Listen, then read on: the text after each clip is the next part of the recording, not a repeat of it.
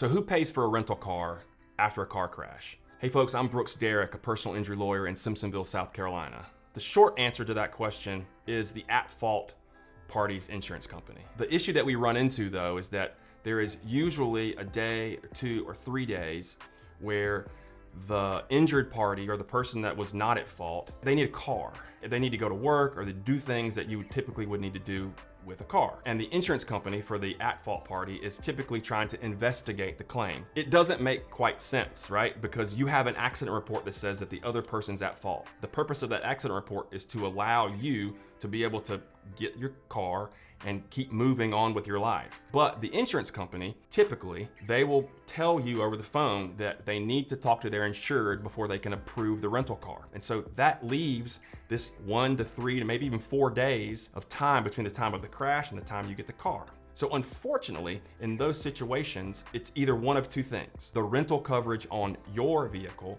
or you have to come out of pocket.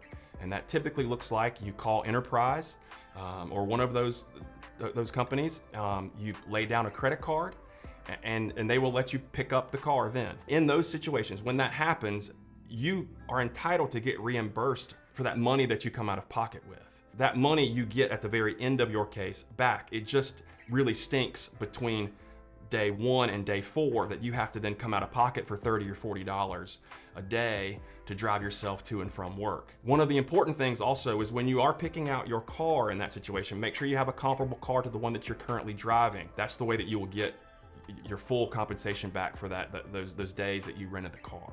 So remember, if you're in a crash and you're faced with this predicament of trying to figure out how to get your rental car, remember you're gonna have to come out of pocket potentially or use your own car insurance. And also remember that at the end of the case, when you're trying to settle your claim, don't forget about those first few days of your crash where you had to spend 30 or 40 bucks a day to get your rental car. The insurance company is not gonna automatically add those to the end. Make sure you list out those 3 or 4 days that you foot the bill for your rental car.